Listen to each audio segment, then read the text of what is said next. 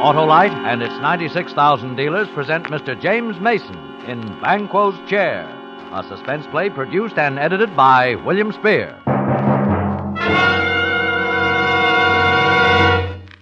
Harlow Wilcox, you happy huckster. Welcome me home. Why, Hap, you old... What's the greatest spark plug engineering miracle in years, Harlow? Well, the wide gap Autolite resistor spark plug, of course. Why? Because this newest addition to the complete line of regular, transport, aviation, resistor, marine, and model spark plugs, ignition engineered by Autolite, offers special money-saving advantages, like double life under equal conditions compared to spark plugs without the built-in resistor. Right, Wilcox. Why, these sensational wide-gap Autolite resistor spark plugs give greater gas savings, smoother performance, faster starts in cold weather, and it's all due to the 10,000-ohm exclusive Autolite resistor built right into every Autolite resistor spark plug, which makes practical a wider initial gap setting. Now tell them, Harlow. So, friends, see your friendly Autolite spark plug dealer tomorrow and have him replace worn-out spark plugs with a set of ignition-engineered Autolite spark plugs. And whether you choose the resistor type or the regular type, you'll be right, because you're always right with Autolite. And now, with Banquo's Chair and the performance of James Mason, Autolite hopes once again to keep you in suspense. I will begin by reading to you a recent newspaper cutting about myself. It has a bearing upon the story I'm about to tell you. Please listen. The recent retirement of Sir William Brent from the English criminal investigation has given great joy to all the lawbreakers in our land. For more than 2 decades, Sir William has terrorized the underworld. The ex-head of the English criminal investigation has been the scourge of thieves and murderers. In but one single solitary instance has he been known to confess defeat or to express dissatisfaction with the outcome of his prosecution. This was the now famous Bedford murder case. That news item was written by Arthur Grange, a reporter who had been covering crime trials for years and whom I knew very well indeed. I had not, of course, given up the Bedford case. That, too, is now over. But that the case should be resolved as it was, no one on earth could have foreseen. I'd already made my arrangements with May Wakefield and, of course, with Bedford. Arthur Grange's call came on Wednesday. I just received your wire. I hope you're coming. Well, I am scheduled to go up to Woodsbury on Friday and dine with my sister. How important is this dinner? I don't think you will ever forget it as long as you live. Isn't Turret House the place where Bedford murdered his aunt? You have a good memory. What's it all about? Will you be here, Arthur? You make it sound so mysterious. It will be. Shall I bring my revolver? Yes, I think you should, Arthur. Good night. But Sir William...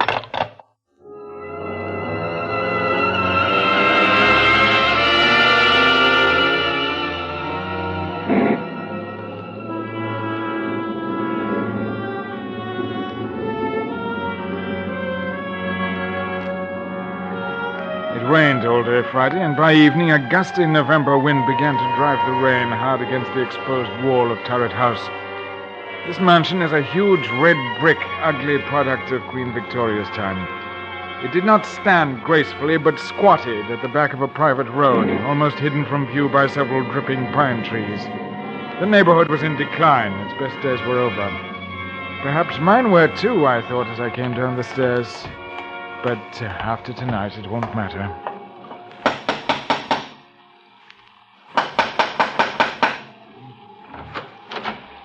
Ah, good evening, Mr. Green. Hello, Lane. Nasty night, isn't it, sir? It's miserable. There's not much warmer in here. There's a fire in the library. Oh, how are you, Sir William? Quite well, Arthur. What made you move into this drafty old dungeon? I don't live here. It's my temporary quarters. I still live over there in the West End. And here is Miss Stone. Miss Roberta Stone. This is Mr. Arthur Grange. Pleased to meet you. How do you do? Roberta is the famous mystery story writer. Oh, yes. I've read your books and enjoyed them. Oh, thank you, Mr. Grange. Perhaps you can tell me, Miss Stone, what mysterious event is going to take place here this evening? I was told to come armed. He told me the same thing. Here's my gun. I've never fired this monstrous, ugly thing in all my life. You're pointing it at me, Roberta. It's not at all polite. I'm sorry, Sir William. This house, Roberta, was the scene of a particularly unpleasant crime, as Mr. Grange can tell you. Yes, in this very house, John Bedford murdered his aunt, Miss Martha Ferguson. Oh, how nice. Mr. Bedford couldn't have picked a more ideal place. Sir William, you must tell us what you're up to. We'll have a drink first, and then I'll tell you both all about it. Lane, will you serve the drinks? Yes, Sir William. Good. Now I can tell you that tonight I am going to close the Bedford case. Mr. Grange? Thank you, Lane. You're going to close the Bedford case I'll tonight? give you the facts in an orderly fashion. I never arrested John Bedford for the murder of his aunt, Miss Ferguson, for two reasons. First, he had an absolute and perfect alibi. Arresting him would only be a waste of time and money. And secondly, according to English law, a man discharged can never be arrested again on the same murder charge. What's going to happen tonight? In a short while, John Bedford will be here to dine with us. And, oh yes, his victim, Miss Ferguson. Well, you mean Miss Ferguson wasn't actually murdered? Miss Ferguson is most thoroughly dead and has been dead for years. You're going to have the body of old Miss Ferguson here while we eat? Please don't anticipate me. As you both know, I've never lost a case except the Bedford murder. I'm an egotist. I've resigned from the criminal investigation for the sole reason of trapping John Bedford. Well, I must say you have a great amount of patience, Sir William. Yes, I am infinitely patient. For 3 years I've been planning for this night. This is a moment of considerable triumph for me. I wanted to have some witnesses. A writer who will record this event, and an admirer who will appreciate the skill with which I will bring a notorious murderer to his proper end. I have an uncanny feeling that this is going to be gruesome. Come. You'd be ashamed to run away, wouldn't you? I'll stay, of course. So will I, as long as I have my weapon. Splendid. But before I tell you about my diabolical scheme, let me first acquaint Roberta with the details of the murder. I think I can recreate the circumstances for you quite accurately. Very well, then. Exactly 3 years ago tonight, old Miss Ferguson.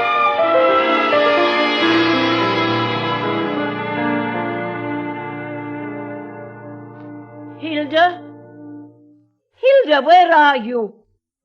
Oh, where is that foolish maid? Never around. Yes, Miss Ferguson. Why don't you answer when I call? I was in the kitchen, ma'am. It's after 10 o'clock. You should be on your way home. I was just about to leave. Has my nephew called? No, ma'am. Mr. Bedford hasn't called since yesterday.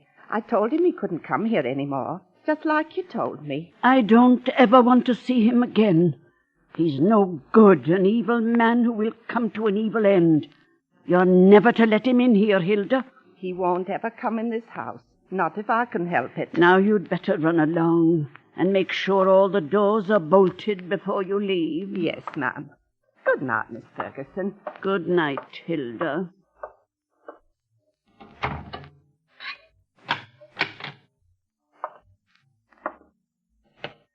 Oh, pity about my nephew, John. Such a pity about him. He's such... Who's there? Who is it? It's John, Aunt Martha. Your own affectionate nephew. What are you doing in my house? Oh, you're not at all pleased to see me. Your only living relative, too. I'd like you to leave at once, or I'll call the police. Well, I'd rather not, Auntie. I want to have a talk with you. You don't want to talk to me. All you want is my money. You're putting the whole subject on a very vulgar level. You've had all the money you will ever get out of me. You won't get tuppence after I die. And it may interest you to know that I'm changing my will tomorrow. So I hear, Auntie. You're wearing gloves that... Yes, Auntie. Keep away from me. Oh, no, you're an old woman, Auntie. All that money's no good for you. You can't ever use it, but to me, money is life. And you're going to die soon anyway. No, you're not going to do that. Oh, yes, Auntie, I am, and I'd be doing you a favor. You're old and ill and lonely. Please, no screaming, Auntie. No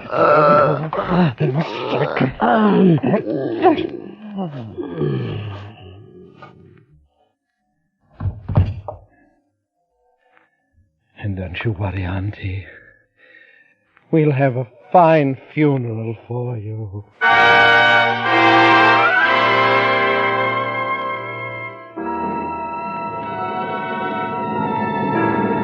That's pretty much the way old Miss Ferguson was murdered. Her maid, Hilda, found the body the next morning. I immediately went to work on the case. All the evidence pointed to John Bedford. He almost admitted it himself. I had him brought to my office for questioning. How do you do, Sir William? Oh, hello. Please come in. Oh, thank you. Cigarette? Oh, thank you. Well, how does it feel to kill your aunt? May I have a light, please? Yes, of course. I wouldn't know, Sir William. You see, I never killed anyone. Have you? Yes, I've shot and killed lawbreakers who tried to get away. And I've sent many of them to the gallows. Yes, so I understand. What was your relationship to your aunt? I was her nephew. Very amusing. She didn't like you, did she? I'm a truthful man. She didn't. She thought I was a spendthrift and a parasite. She was quite right. Where were you on the night of the murder? In jail. I drank a little too much and got into a bit of a tiff with the police. Mm-hmm. Quite an alibi. Oh, quite a fact. Now, it was hardly possible for me to be in jail and kill my aunt at the same time. Unless, of course, my aunt came into my cell and allowed me to murder her, after which she walked back to Turret House as a ghost, dragging her body behind her. That's hardly possible. Don't you think you ought to check my story? I already have. You're a skillful fellow. Why don't you arrest me then, Sir William? No, Mr. Bedford. I have time and patience. Oh, you'd better work fast. By the time you get round to me, I'll have spent all of my aunt's beautiful money. It's not her money I'm after. It's your life. Your beautiful life, Mr. Bedford. Good day.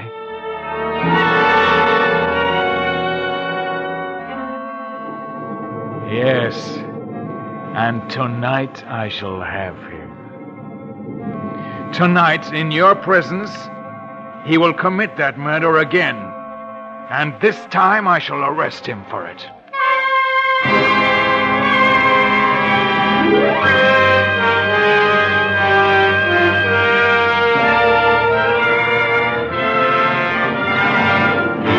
Autolite is bringing you James Mason in Banquo's Chair, tonight's production in radio's outstanding theater of thrills, Suspense.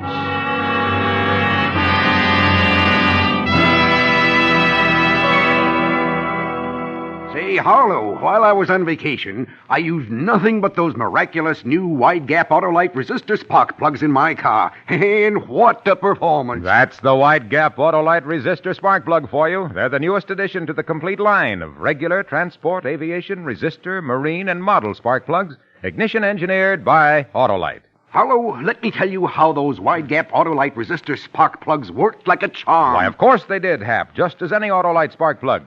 But with Autolite resistor spark plugs, you do get special advantages, such as smoother performance on leaner gas mixtures, greater gas savings, even double life under equal conditions as compared to spark plugs without the built-in resistor.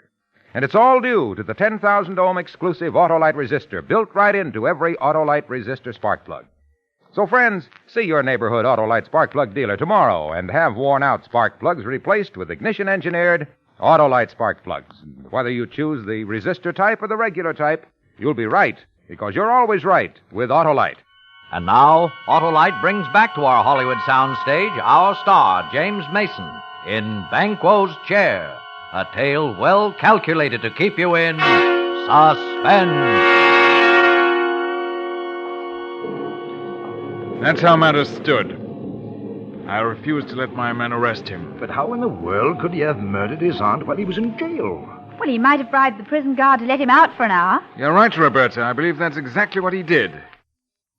Unfortunately, the guard in question died of pneumonia soon afterwards and left us no further source of evidence. Well, as far as I can see, Sir William, you haven't a leg to stand on. You can't touch Bedford. Every man, particularly a criminal, has an Achilles heel. I sat down at my desk and plotted him out on paper.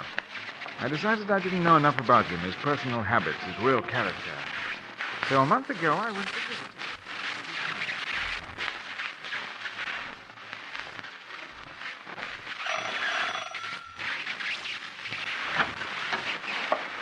Sir William, what a surprise. Want to invite me in? Oh, of course, sir. Please come in. Thank you, Mr. Bedford. Well, I'm really honored to have the great man pay me a visit. You're not after any more clues, I hope. It does get rather tedious, Sir William. Oh, no, not at all. I know when I'm beaten. I don't want to appear smug, sir, but everyone has his Waterloo. Oh, would you have a drink, Sir William? Thank you.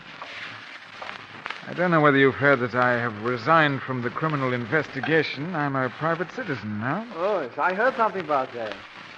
I couldn't believe it.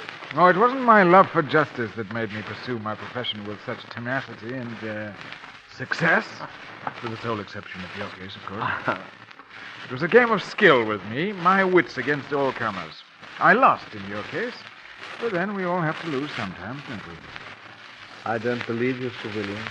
You're still out to get me. There isn't much chance, is there? I'm afraid not, Sir William. I've kept out of trouble so far, knock on wood. I had no idea you were superstitious, Mr. Bedford. A sophisticate like you? Oh, it's just a habit since I was a child. I see. Before I go, there's just one thing. I noticed in the papers that you're looking for a tenant for a Turret House. Oh, yes, I am. I'd like to rent it. The scene of the crime? Uh-huh. Of course, why not? There's no harm in it. As a matter of fact, it's perfect. And what's more, I'll let you have it very cheaply, for old time's sake.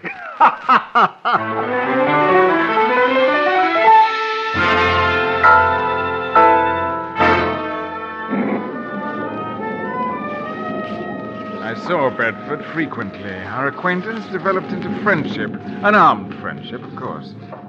He knew I was out to get him, and I wanted him to know that. But he was so pleased, so vain that he bested me that it gave him delight to see me.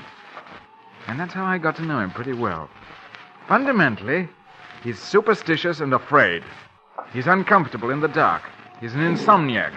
He finds himself utterly unable to read horror novels. His sneering self-assurance is a mask for a nature that's subject to deathly fears. Well, tonight is the anniversary of the murder, and tonight Mr. Bedford dines with us at 8 o'clock. I asked you two to be here early so that we could have a talk. It's nearly 8 now. Now, this is the plan. You both know May Wakefield? The Shakespearean May Wakefield? Oh, yes. Of course. Yes. Wonderful. The greatest Lady Macbeth I ever saw. That's right. Now, during dinner, she will enter the room in the precise likeness of Miss Ferguson, the murdered woman. We, of course, will pretend not to see her. We'll remain outwardly unconscious of her. Only Bedford will be aware of her presence. Hamlet. The play's the thing. Exactly. Now, during dinner, the electric light will be switched off at the main, and candles will be lit. We must have the correct atmosphere. You understand now? You are not to see Miss Wakefield. She doesn't exist for us. Is that clear? I'll look right through her. That will be Bedford.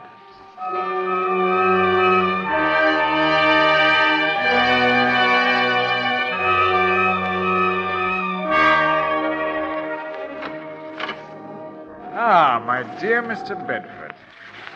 Good of you to come in this weather. But I never miss a meeting with you, Sir William. Oh, Lane, will you take Mr. Bedford's things? Yes, Sir William. Miserable weather. Oh, indeed. This way to the dining room. Thank you. I almost forgot my way around in this ugly old place. Perhaps you have unpleasant memories associated with Turret House. Oh, perhaps I have.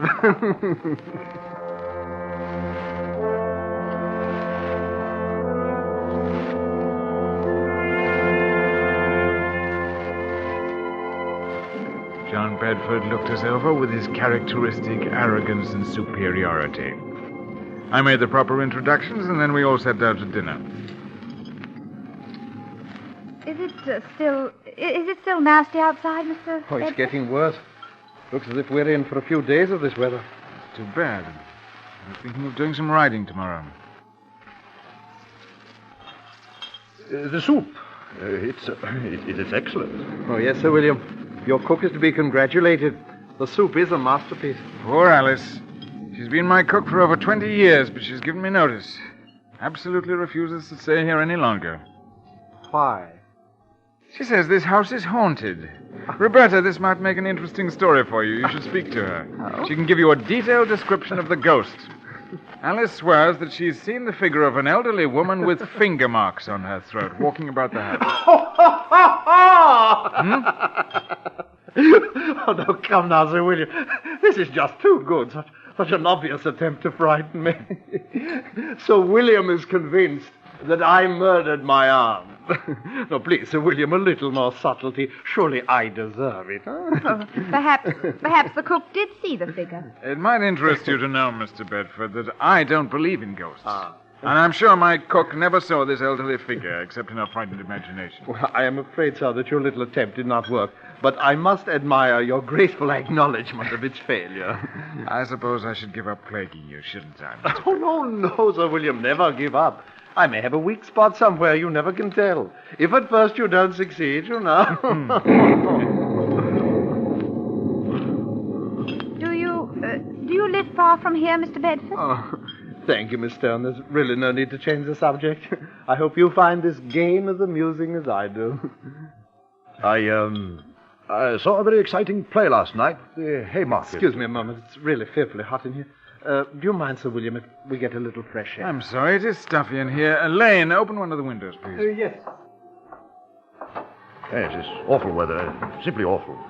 Yes, I don't know how we will ever get home. Yes, I can't stand this weather myself. I think I'll go to the Riviera next week. I'm always so... Oh. Lane, what on earth's wrong with the lights? I don't know, sir. Well, don't stand around. Fetch some candles. We can't sit here in the darkness. And get the chauffeur. He knows something about electric lights. I'll call the chauffeur right away. I'm terribly sorry about this. We've had trouble with the wiring before. We'll have it fixed up in a few minutes. Now, let's get on with our dinner. Have some more wine, Mr. Bedford. I've had enough, thank you.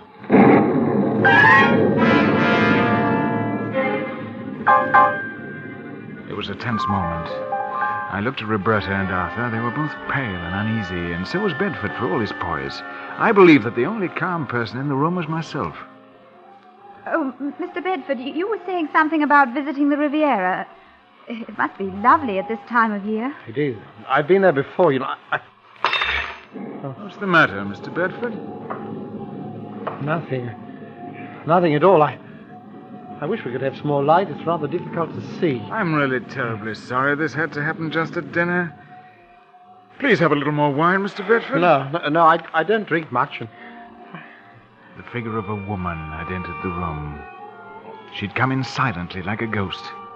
It was done so softly, so skillfully, that her presence seemed completely unreal. It was a superb entrance. We all saw her, but we made no sign of recognition. In the dim candlelight, she looked ghastly.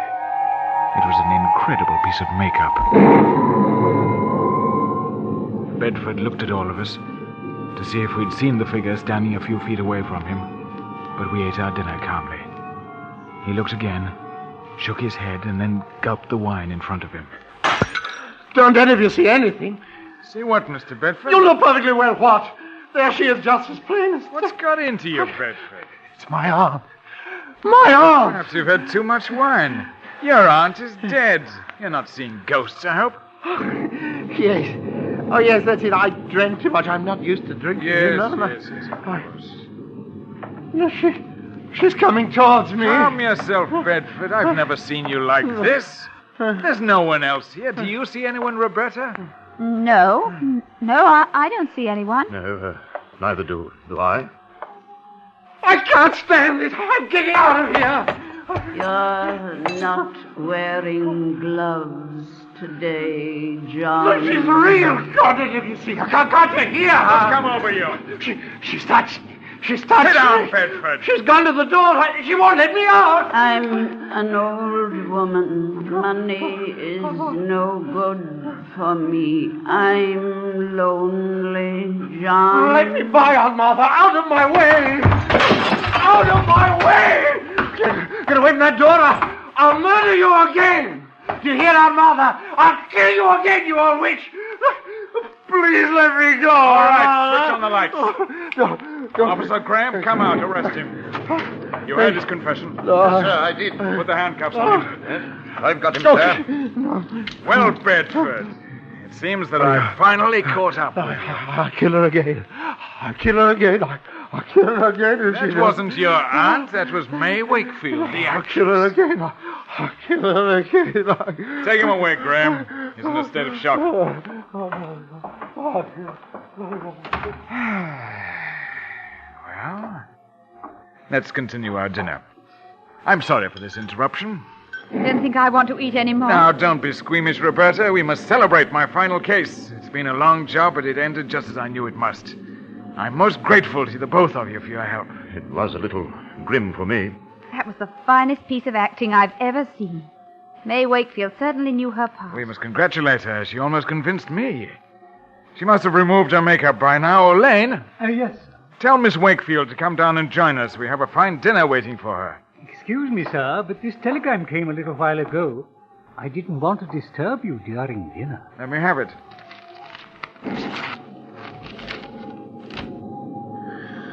Why, Sir William, is anything wrong? I'll read it to you. Extremely sorry. Severe influenza makes it impossible for me to leave my bed tonight. Will tomorrow night do? Signed, May Wakefield.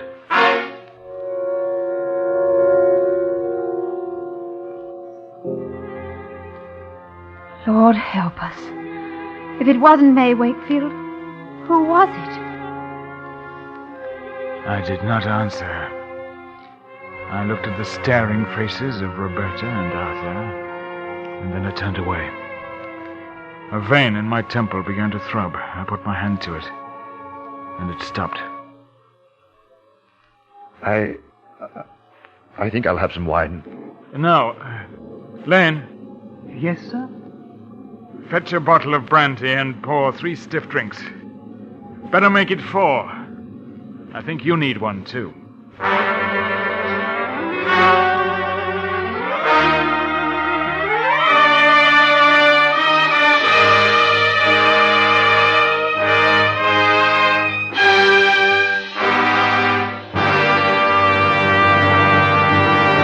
Suspense, presented by Autolite. Tonight's star, James Mason. Well, Hap, it's great to have you back. Me and those 400 Autolite products. Yes, you and over 400 products made by Autolite for cars, trucks, planes, and boats in 28 plants coast to coast. These include complete electrical systems used as original equipment on many makes of America's finest cars. Spark plugs, batteries, generators, coils, distributors, starting motors, and bullseye sealed beam headlights. All engineered to fit together perfectly, work together perfectly, because they're a perfect team. So, friends, don't accept electrical parts supposed to be as good. Ask for and insist on Autolite, original factory parts, at your neighborhood service station, car dealer, garage, or repair shop. Remember, you're always right with Autolite.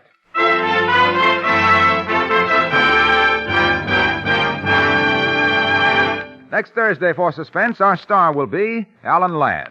The play is called Motive for Murder, and it is, as we say, A tale well calculated to keep you in suspense. Tonight's suspense play was produced and edited by William Spear and directed by Norman MacDonald. Music for Suspense is composed by Renee Garrigank and Lucian Morawek and conducted by Lud Gluskin.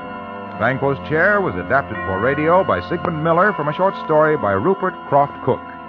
James Mason can soon be seen in the Universal International picture One Way Street.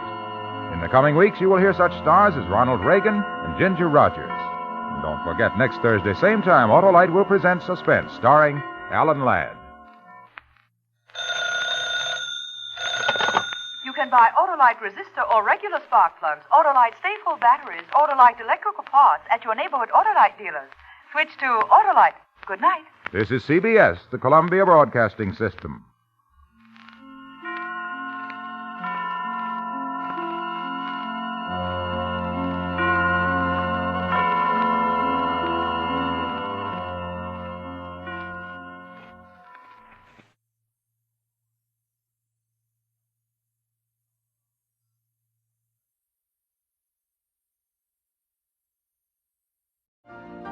You've been listening to the OTR Gold Network. Find more classic radio at otrgold.com.